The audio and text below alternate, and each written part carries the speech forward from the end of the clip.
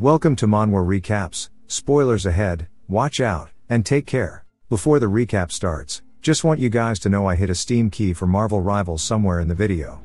Best of luck to whoever finds it. The manhwa begins by explaining that outer gods, the absolute entities that had created multiple universes in ancient times, were known as supreme beings. These beings would repeatedly create universes while pursuing eternal life. In that process, numerous substances called souls and laws were birthed. In this endless cycle, the supreme beings that felt a persistent sense of boredom thought of a way to entertain themselves, and that it was none other than to watch their creations go to war with one another. To the supreme beings, the destruction caused by their creations seemed interesting. Although that meant numerous creations had to fight in those wars, die, and be reborn repeatedly, that was a necessary event to appease the boredom of the supreme beings. While all that was taking place, something happened. A supreme being who was observing the endless wars was killed by his own creation. When the supreme beings from other dimensions found out about that, they all gathered in one spot to observe the world that had lost its master. The death of a fellow supreme being, the fact that he was killed by his own creation. The supreme beings did not care about that, and they all had the same thought. The first to claim an ownerless power would end up becoming its master. It jumps to a school, as we see Sung Soo-ho saying that he got into the Korean National University of Arts. His friends are surprised and tell him that he's lying, and ask him how somebody so untalented could get into an arts university. He laughs at them, saying that he's finally freed from this hell. He hears a man calling out to him, and he is getting congratulated by a man for getting into the university. The man says that he never knew he had such a talent, and asks when he was so talented in drawing. Soo-ho calls him Kim Song-kil, but the man says that that's not his name, and that he is actually Lee Yoon-chul. Soo-ho says he sees, and Yoon-chul says because of him, his plan to take over the school is ruined. Soo-ho says yes, and it's also thanks to him that he's able to graduate safely. One of the female students tells her friend that Yoon-chul is doing it again, and says they're about to graduate, so why is he so childish? The other one agrees, saying that it's pathetic for him to harass somebody who lost both of his parents. We see Yoon-chul rear his fist back for a punch, but Soo-ho is faster, as he grabs the back of his head and knees him in the face, saying that he just wants to live a quiet life until they graduate. Then he is surprised to see that Yoon-chul hasn't even flinched from the attack, and is confused. Wondering what's going on, we see his fist beginning to release an aura to show that he has awakened, and he says that didn't hurt at all. He goes to swing at Soo-ho, who avoids it and is scared. Everybody else is also surprised as we see it take out a hole inside some metal lockers. Yoon-chul looks down at his fist, surprised, and Soo-ho begins to realize he almost just died. It jumps to 2 years later, as Soo-ho is walking down the street, and he is now a second-year university student. He looks over to hear people chattering as we see a gate in the middle of the street. The workers outside say that the hunters are currently going to subjugate it, and that everybody needs to please stay away. Some men start talking about how long it's been since they've entered, and we learn that it has been over 8 hours, and that they should be coming out soon. They warn everybody that if they're not the hunter, to stay away once more. Soo-ho starts thinking about it, saying that 3 years ago, gates started to appear in the world, causing everything to change. They were passageways to dungeons, and once a certain amount of time had passed, the monsters inside would come out to kill people. However, people also underwent changes, as if to go against what was happening, especially users that could use mana, called the Awakened, started to appear. With the world changing so rapidly, people thought that chaos would persist for a long time. An Awakened, known as Wu Jinkle, then created the Hunter Association, which gathered the Awakened and created jobs known as hunters, putting an end to the chaos faster than expected. Now the people in the world are divided into Awakened and non-awakened. We see Soo-ho inside of his art class as he is drawing on a canvas. He explains that there are people in the world who can only get rewards by crawling like an ant, but there are also others who can get them easily just by grabbing them. In that situation, the ants quickly realize their own limits. No matter how hard the non-awakened work, they still will not be able to make up for the difference between them and an E-rank awakened. If the hunters cannot close the gates, the world will be destroyed. In other words, without the awakened, the non-awakened can't survive, but the awakened can survive without them. Because of that, everyone is grateful towards them. It is because of them that non-awakened like himself can live so peacefully. On the other hand, he feels uneasy about it as well. He is starting to wonder if he is getting too used to not being able to get what he wants. He talks about his missing parents as we see a picture of both Sung Jin-woo and Cha Hae-in. He says the fact that his survival relies on others and the time when it seemed like he could do anything had all long gone and been filled with nothing but a sense of powerlessness. Hae-in always said that he resembled his dad, and he wonders how his dad would get out of the situation he is in now. He hears someone calling out to him, and he snaps out of it. His teacher tells him that he is focusing pretty well today, and asks what he is having so much fun drawing. Suho says that he just drew based on how he felt. His teacher comments on his art looking pretty creative, then says it kinda looks more human, and Suho wonders why he drew such a thing. As we see a familiar looking Beru, it jumps back to the gate outside of his school as the hunters are finally exiting, and we see that they all look pretty relaxed, which means their raid went well. One of the workers thanks the man, who we learn is named Kim Jong-soo. Jong-soo says that they also have information that needs to be reported ASAP, and that they ran into a new type of monster. It is a humanoid that could spew flames from its eyes and mouth. It attacked with its claws and fangs, but it didn't do much damage. He got scratched a little by its attack, but nothing happened. The worker says that it is definitely a monster that has not been spotted, and he is glad it wasn't dangerous, and in that case, Jong-soo will need to submit a simple report on what happened. We see the wound from Jong-soo begin to spout blue flames as he loses complete control of his body.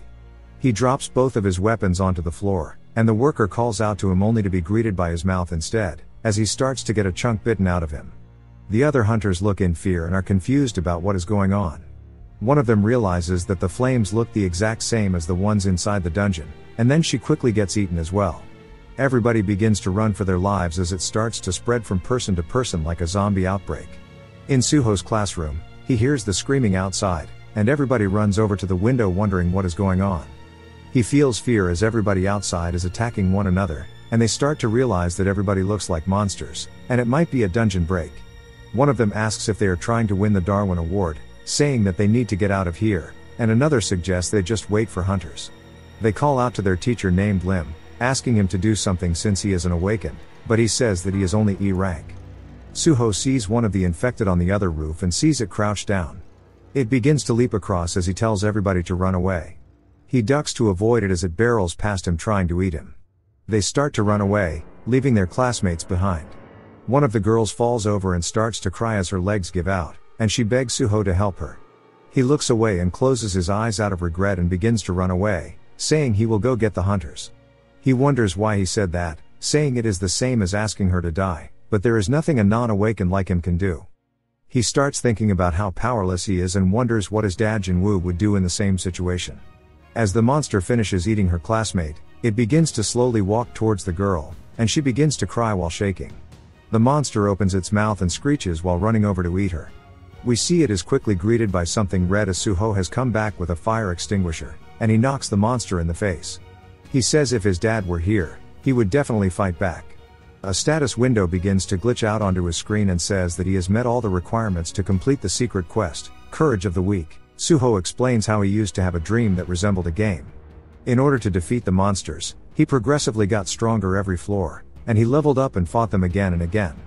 This was covered in one of the solo leveling extra chapters. He says as monsters got stronger, he too needed to match their growth, and so through the numerous challenges, he finally ended up reaching the highest floor possible.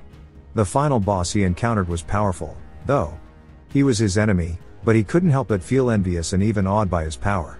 And for some reason, the final boss was none other than his father, who asked him if the game was fun.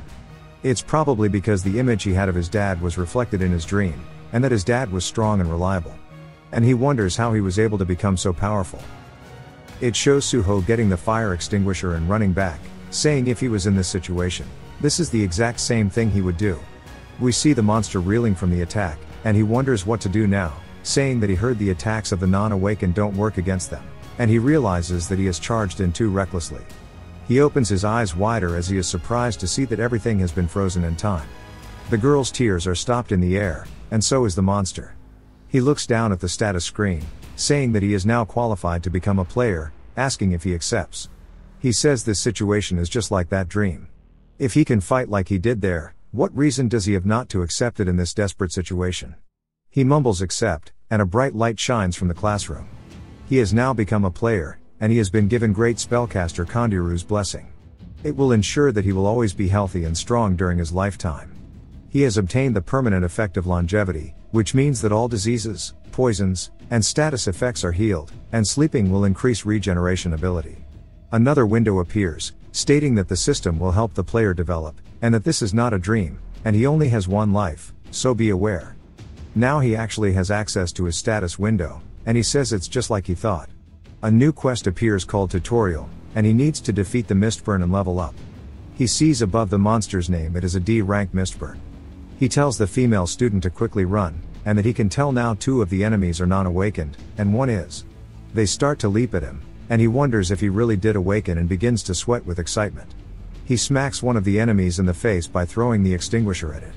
As it's falling from the attack, we see him rear his fist back, and he apologizes to the student as he uppercuts her into the ceiling.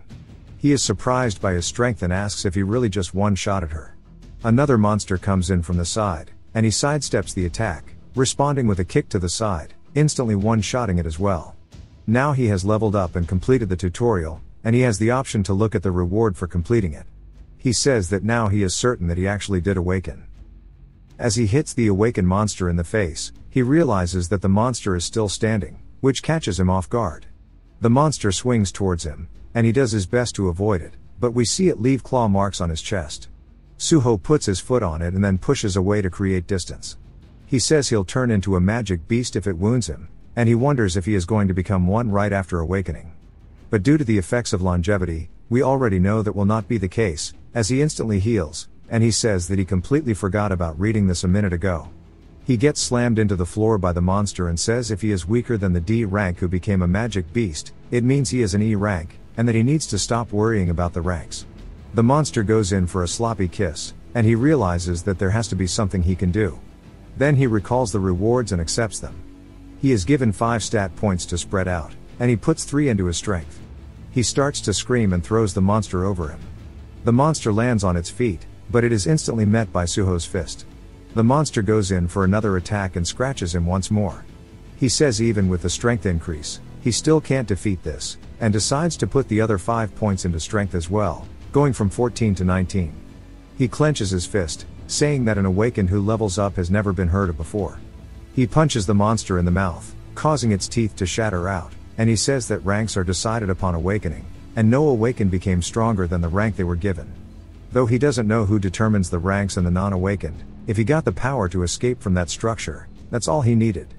On the other side of the classroom, we see a TV fall off the wall as it begins to crack.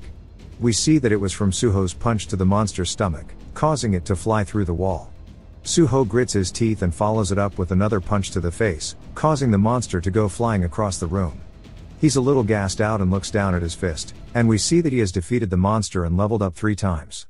He falls to the floor, and the reality of him being awakened sets in. He hears a scream and says that he can't give up, and that he has to help now, as it's his duty is to save people in crisis. We see someone dragging their feet outside as their sword drags on the floor. They leap up, and Suho looks out the window, wondering what's going on. We see that it is none other than Jongsu, leaping in for an attack, and that he is a C-rank monster now. And we see his attack leave a massive explosion. Some sirens start to blare off, giving an alert that there is a dungeon break at the Korea University of Arts, and they request all civilians within the area to evacuate. We see soldiers standing there, waiting on something. One of them says that people are dying, but all they can do is stand and watch, and wonders when the Hunter Association is going to arrive. One of the men tells him that it seems it's taking some time to assign a hunter of rank B or above. The commander says that this is supposed to be a D rank, so why do they need someone so high? And the man says that the association is taking into consideration that hunters were infected. And he shows him that Jongsu, a C-rank hunter, was also infected. As we see him walk through the window by Suho, Suho wonders what happened. And he is as confused, asking if he really jumped up here from the ground, and how, since this one has a weapon, it's going to be different from the previous Mistburns. He wonders if he even stands a chance with his level up, and narrowly avoids Jongsu's attack as it slices through the building behind him. Suho puts his back to the wall, saying that this shit is nuts. And we see the fire extinguisher flying through the air towards Jongsu, but he cuts it in half. Suho takes this chance to sidestep, and as the fire extinguisher begins to explode, he runs out into the hallway, saying that there's no way he can face a monster like this. He wonders when the other hunters will get here, saying that he just needs to hold out until they do. Jongsu follows him into the hallway, and then hears something to his left. He looks up at it, and Suho wonders what he's looking at, and quickly realizes that it is other students on the roof. Jongsu doesn't miss a beat, and is instantly leaping at them. Suho hears him attack, as we don't see the women standing there anymore. He grits his teeth, and realizes that he has to go help, and that there's no time to wait for a hunter. He jumps up, kicking Jong-soo in the back of the head, saying that he needs to stop him here. But his kick was ineffective, and Jong-soo turns, swinging his sword at him. He realizes that just a single hit, and he will be dead. But he cannot let him run loose, as we see the women bleeding out on the floor. He returns with a barrage of punches to his stomach, and then starts to avoid each and every attack. Every time he dodges, he's trading a blow on Jong-soo. Suho stretches his hands out, grabbing onto the back of Jong-soo's head, pulling him in, and kneeing him in the face. Jong-soo tightens the grip on his blade, swinging it, cutting Suho straight through the stomach.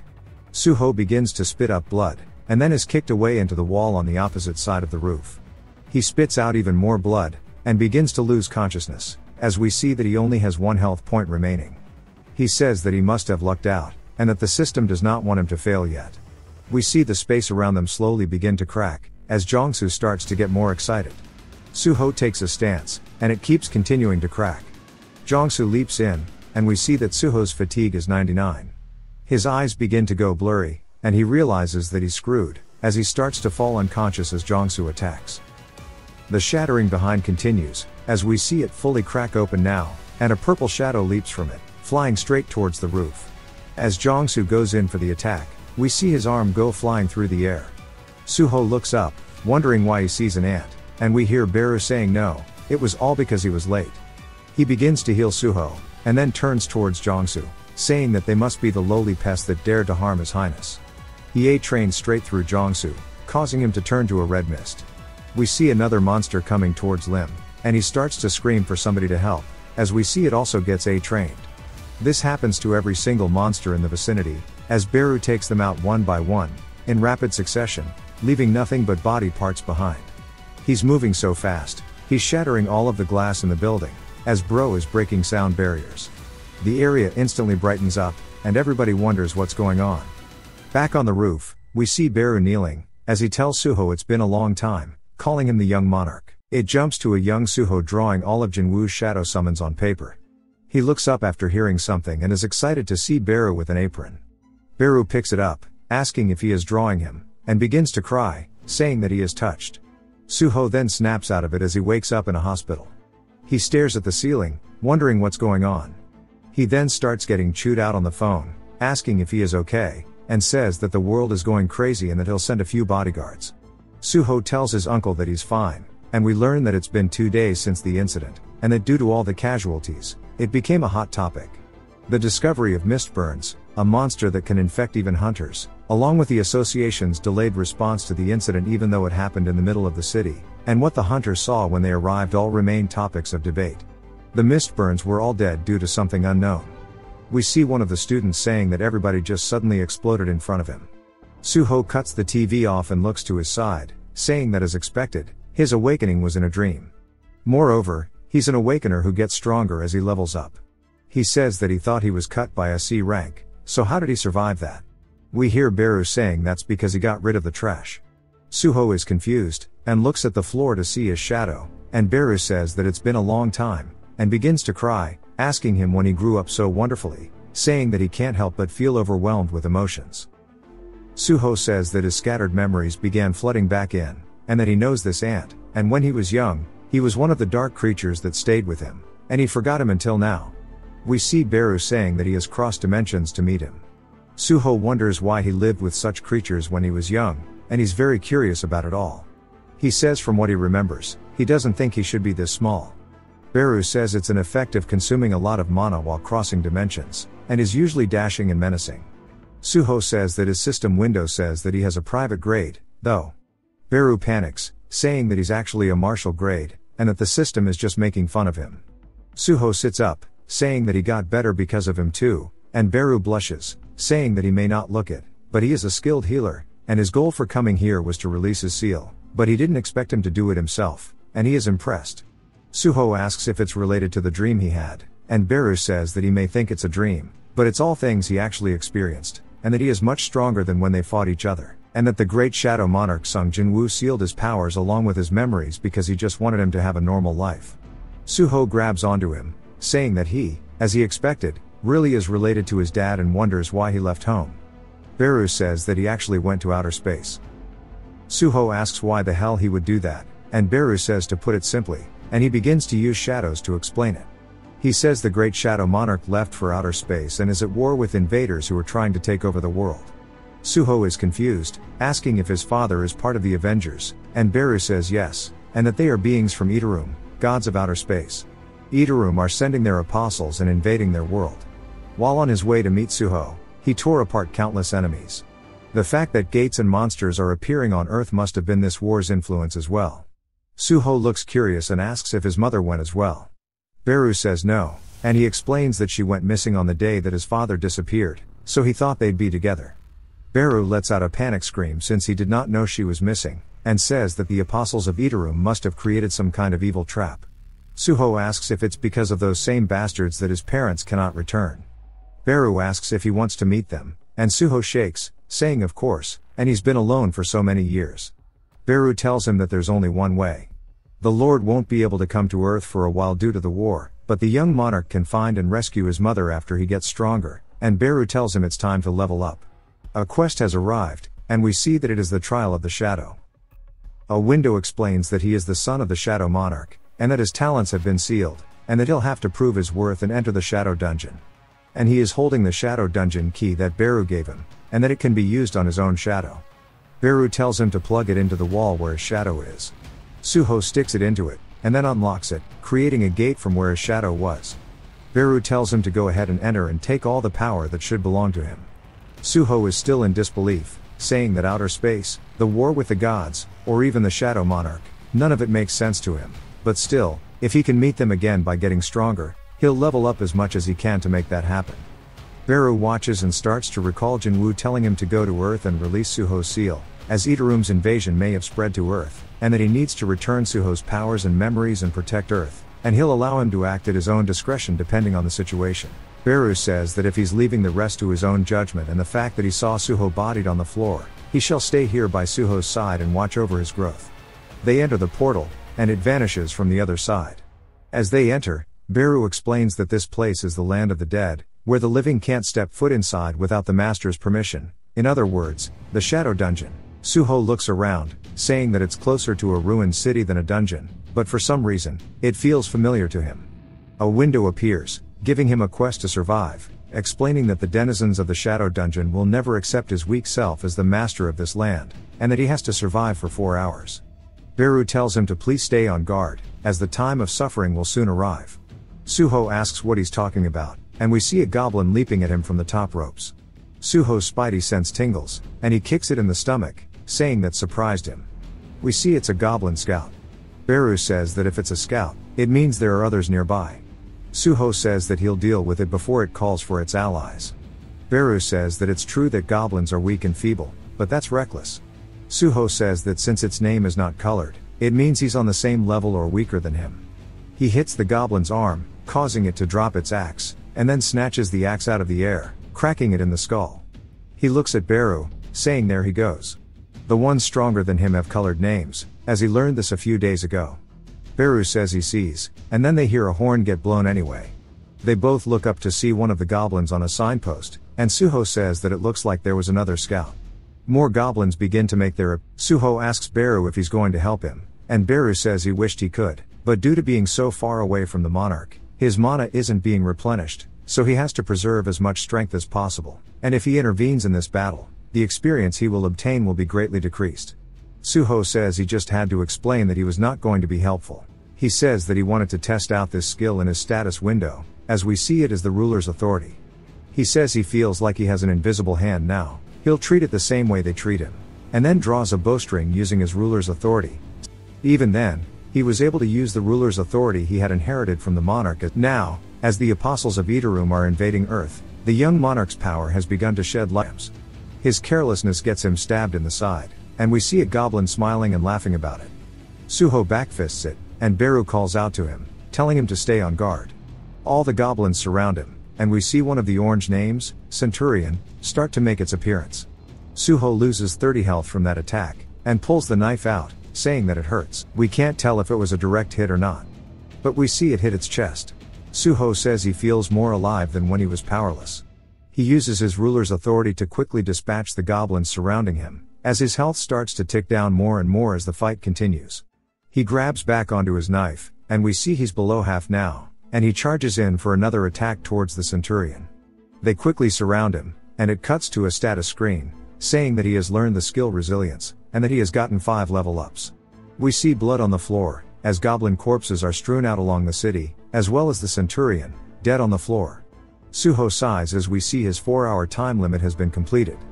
Beru claps, saying that was amazing, and he never doubted that he would overcome this trial. Suho is annoyed that Beru didn't help until the very end.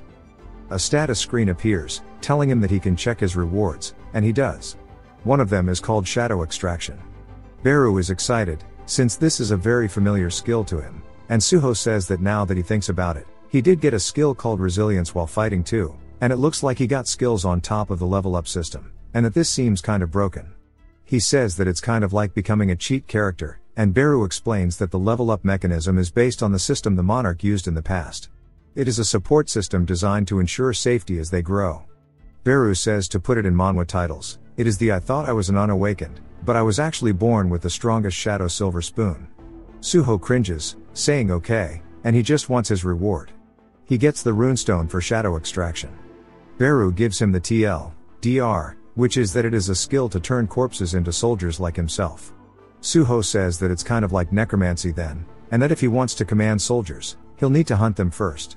That means he can only control those weaker than him, and that he heard that summon type skills are looked down upon in the industry. Suho sticks his hand out and says Shadow Extraction, but it does not work, and he realizes that he has to come up with a separate command for the skill, and calls it tedious.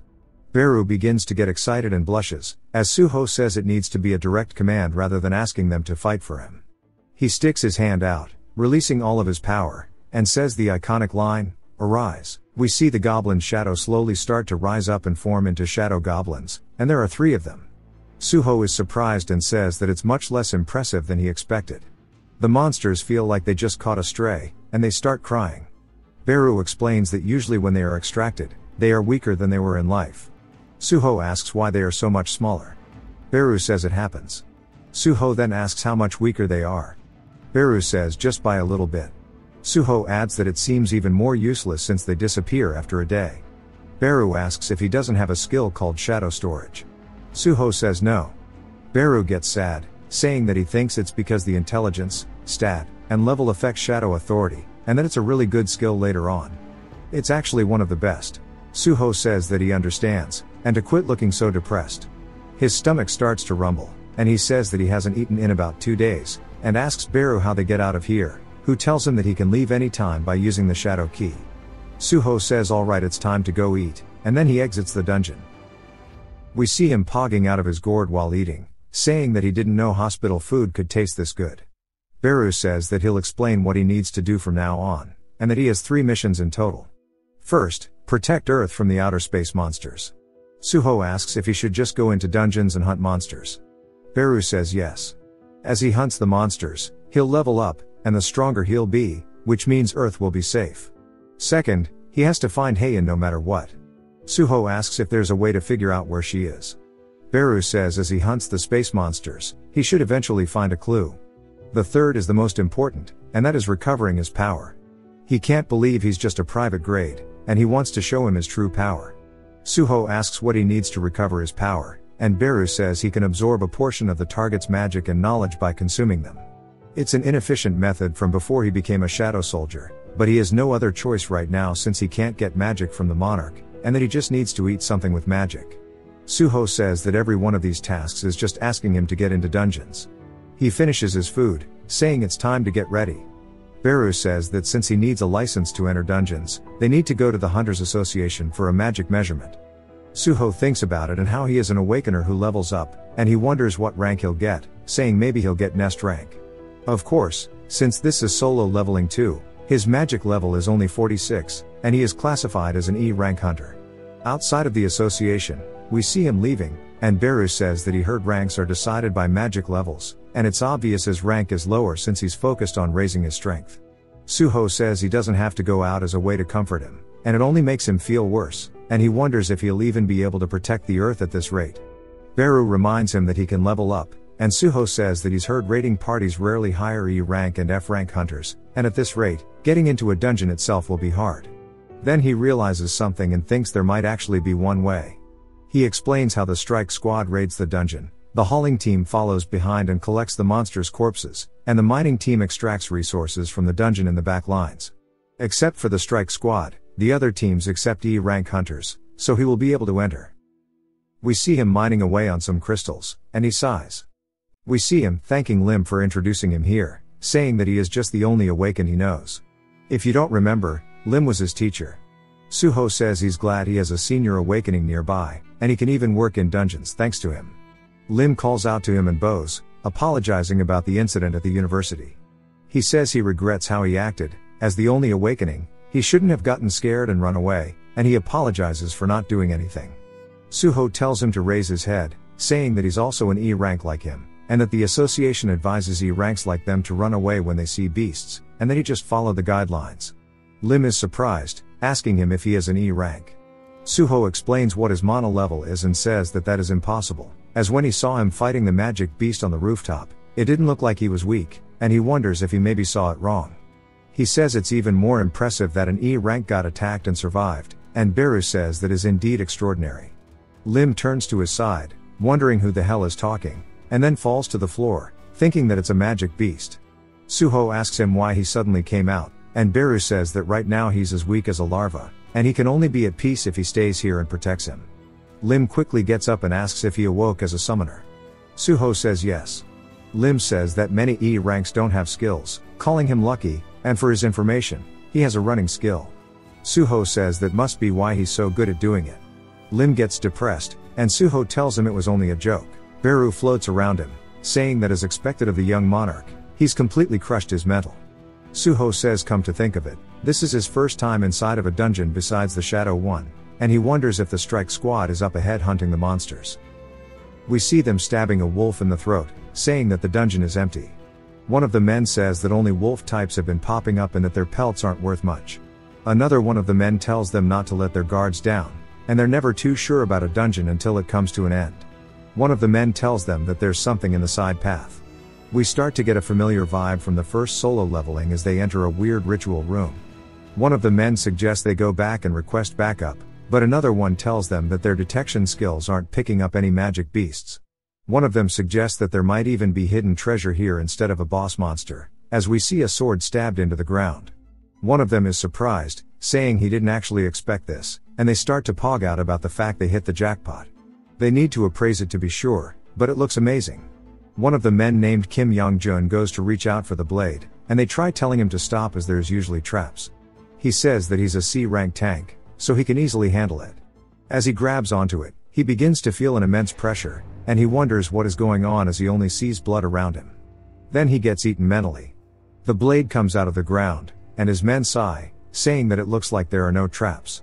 One of the men calls out to him, telling him to be more careful next time, but Young-jun is already consumed by whatever is inside of the sword, and tells the man he got ahead of himself. The rest see this and begin to feel fear. We hear Young-jun asking them why they dare to covet the sword of the Monarch of Fangs. If you've watched till the end, comment, bread, to let me know. Or if you found the hidden key, subscribe for more videos like this, leave a like or a comment to help the channel out. Thanks for watching.